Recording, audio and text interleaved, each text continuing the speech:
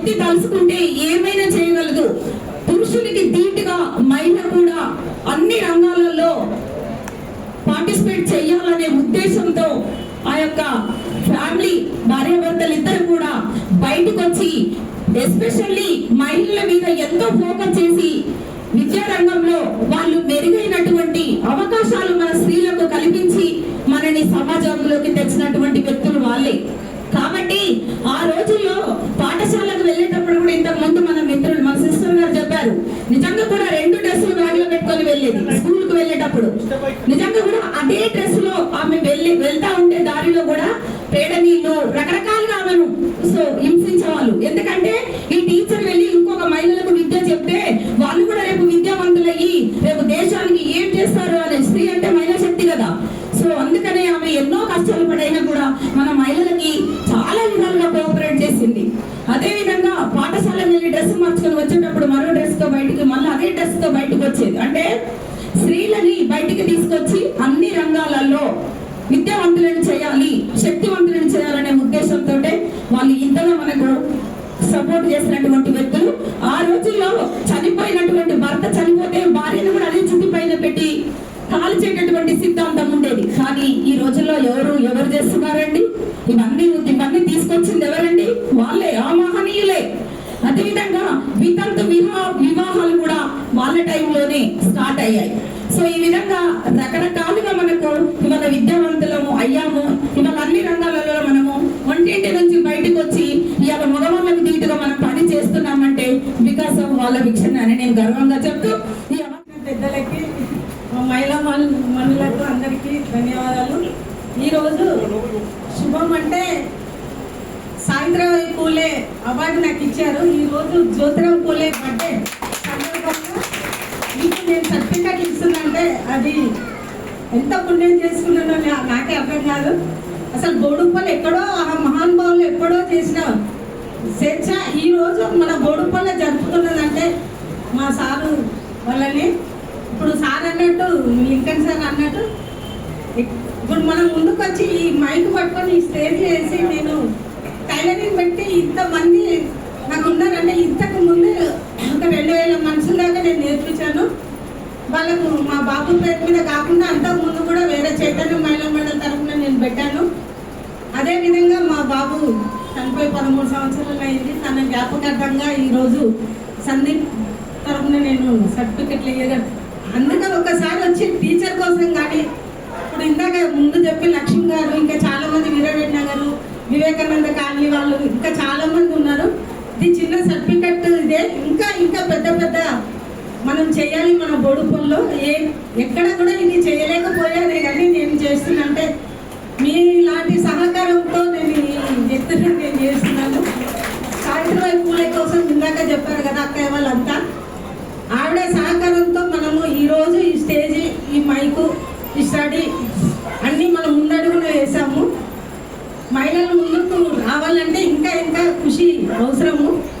ఇంకా మీకు ఏదన్నా కావాలంటే మా దగ్గరికి రావచ్చు. మా నిర్మలక్క చాలా చేస్తుంది, చాలా పొద్దున్న లేస్తే రాజకీయం కానీ ఆమెకు సహకరించాలి ఇంకా చాలా. ఇందాక మా మంగమ్మ చెప్పినట్టు భర్తలు కూడా సహకరించాలి, ఇంకా సహకరించాలి. ఏంటంటే మీరు ముందుకు వస్తే తను ఏదైనా చేయగలుగుతాం. ఇంకా ఎలాంటి సమస్యలు ఉన్నా ఏదన్నా మనం చేస్తాము. ఇంతతో ఇంకా టైం లేదని నాకు 2 నిమిషాలు టైం ఇచ్చారు. ఇక్కడికి విచ్చేసిన పెద్దలందరికీ, నా తోటి మహిళలు, నా అన్నయ్యలకు అందరికీ ధన్యవాదాలు తెలుపుతూ సెలవు తీసుకుంటాను. ప్రజలకు అందించినటువంటి ఘనత ఓన్లీ ఫెడరేషన్కే ఉంది. అలాగే మహాత్మా జ్యోతిరావు పూలే గారు దాదాపు 200 సంవత్సరాల క్రితం అణగారిన వర్గాల కోసం, పీడిత ప్రజల కోసం, బడుగు బలహీన వర్గాల కోసం, వాళ్ళ యొక్క అభ్యున్నతి కోసం వాళ్ళందరూ మంచిగా చదివితే, ఇంతకుముందు మన నిర్మలారెడ్డి గారు చెప్పినట్టుగా మహిళా చైతన్యం ఉంటే, ఒక మహిళ చదువుకున్న మహిళ ఒక ఇంట్లో ఉంటే ఆ ఇల్లు బాగుపడుతుంది. అదే మహిళ సమాజంలోకి వస్తే సమాజం బాగుపడుతుంది. అదే మహిళ ఒక అసెంబ్లీకి వెళ్తే ఒక జిల్లా బాగుపడుతుంది. ఆ మహిళ ఒక ముఖ్యమంత్రి అయితే రాష్ట్రం కూడా బాగుపడుతుంది అనేటువంటి ఒక సదుద్దేశంతో ఆ రోజుల్లో మహనీయులు జ్యోతిరావు పూలే గారు తాను చదువుకుంటూ నేను ఒక్కరిని చెప్పే చదువు ఈ సమాజానికి మొత్తం విస్తరించదు, దీనికి ఇంకా తోడ్పాటు కావాలని చెప్పేసి వారి సతీమణి కూడా చదువు నేర్పించి ఆమె టీచర్ని చేసి నేను చెప్తాను ఇక్కడ మీరు చెప్పండి అని చెప్పేసి చదువు చెప్తున్నటువంటి క్రమంలో అప్పుడున్నటువంటి అగ్రవర్ణ వ్యవస్థలు ఎన్నో ఇబ్బందులకు గురి చేయడం కూడా జరిగింది. ఆవిడ స్కూల్కి వెళ్తున్నటువంటి చదువు చెప్పడానికి స్కూల్కి వెళ్తున్నటువంటి సందర్భంలో లక్ష్మి గారు ఓకే థ్యాంక్ యూ.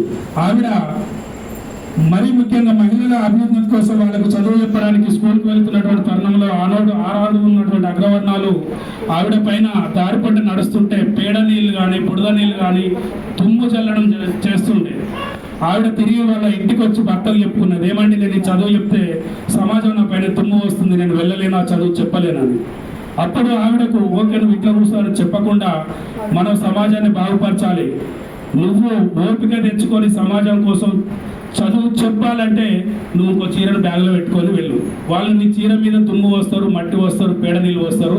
స్కూల్కి వెళ్ళగానే ఈ చీర పెట్టుకొని ఆ చీర కప్పి పిల్లలకు చదువు చెప్పు, వాళ్ళు వచ్చేటప్పుడు అదే బురద నీళ్ళతో చీరను తీసుకొచ్చి ఇంటికాడ పిండుకో అని చెప్పేసి ఇలాంటి ఒక స్ఫూర్తినిచ్చేసి సమాజాన్ని చైతన్యం చేసినటువంటి వీరగాథ పుణ్య దంపతులకు ఉంది.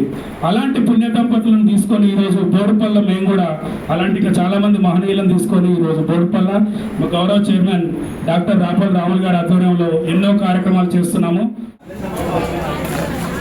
ఈరోజు పూలే గారిని స్ఫూర్తిగా తీసుకుని ఈ యొక్క కార్యక్రమాన్ని ఫెడరేషన్ నిర్వహించడం అనేది మాకు చాలా గర్వకారణంగా ఉంది. ఈ సందర్భంగా ఈ యొక్క సందీప్ ట్రస్ట్ ద్వారా కొంతమందికి కుట్టు ట్రైనింగ్ ఇవ్వటం, కొంతమంది వేరే విధాలుగా వాళ్ళ వృత్తులకు సంబంధించిన ట్రైనింగ్ ఇచ్చి వాళ్ళకి సర్టిఫికెట్ ఇవ్వటం అనేది మా ఫెడరేషన్ ఈ విధంగా చేయటం అనేది మాకు చాలా అభినందనీయంగా ఉంది. మమ్మల్ని మేమే ఈ విషయంలో మాత్రం గర్వపడుతున్నాము, అభినందించుకుంటున్నాము.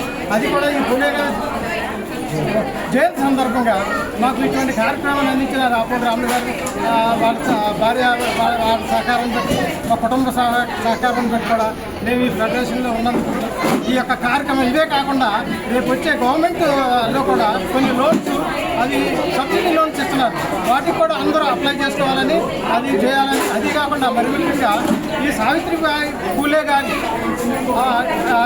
ఆమెని ప్రథమ టీచర్గా మన గవర్నమెంట్ ఆమె ఆ స్థానాన్ని ఇవ్వటం కూడా ఎప్పుడో ఇవ్వాల్సింది, ఆ స్థానాన్ని ఇప్పుడు ఇచ్చి ఆ విధంగా ఆమెకి న్యాయం చేసి నిజంగా టీచర్స్ డే అని కూడా ఆ విషయంలో కానీ పూలే గారి విషయంలో కానీ ఘనంగా ఎవ్రీ ఇయర్ నిర్వహించాలి.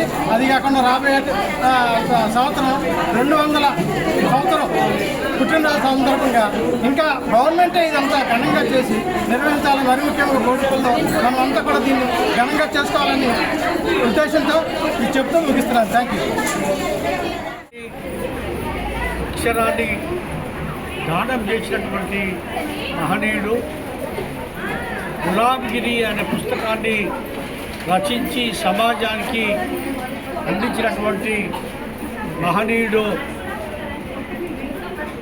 మహాత్మా జ్యోతిరావు పూలే గారి యొక్క 199వ పుట్టినరోజు సందర్భంగా అందరికి కూడా శుభాకాంక్షలు తెలియజేస్తూ ఉన్నాను. ఈరోజు వారు పుట్టి 199 సంవత్సరాలు అయింది.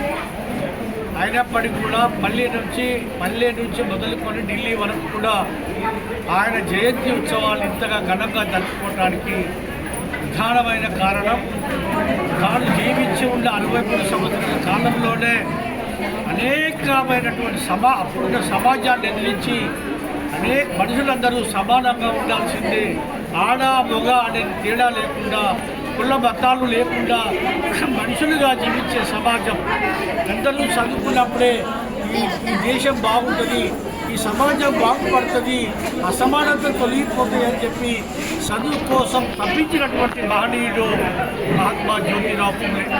ఆయన కూడా ఇక్కడ మేము ఫెడరేషన్ పెట్టినట్టు ఆయన సత్యశోధక సమాజ్ అనేటువంటి ఒక సంఘాన్ని స్థాపించి దాని ద్వారా మహిళలకు మొట్టమొదటిసారిగా విద్య నేర్పినటువంటి వాడు.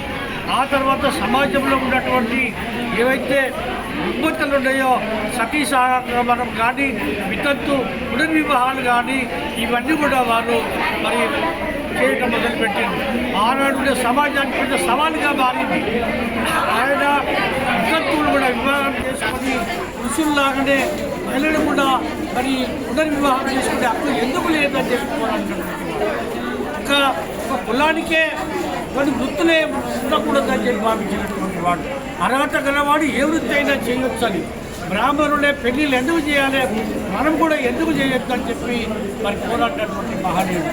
ఆయన యొక్క పుట్టినరోజు సందర్భంగా ఈరోజు ఫెడరేషన్ కార్యాలయంలో పెద్ద ఎత్తున ఉదయం 11 గంటల నుంచి సుమారు 3 గంటల వరకు పెద్ద ఎత్తున మహిళలు మరి మా ఫెడరేషన్ నాయకులు కుటుంబ సభ్యులందరూ కూడా పాల్గొని ఆయన కార్యక్రమాన్ని విజయవంతం చేసినందుకు మరి మరొకసారి మీడియా మిత్రులు కూడా మరి ధన్యవాదాలు తెలియజేస్తూ మరొక్కసారి మహాత్మా పూలే గారి జన్మదిన సందర్భంగా ఈ సమాజాన్ని మొత్తం కూడా శుభాకాంక్షలు తెలియజేస్తూ రాబోయే రోజుల్లో మరి ఆశయాన్ని రాబోయే తరాలకు మనం అందించే విధంగా ప్రతి ఒక్కరు కూడా ప్రయత్నం చేయాలి.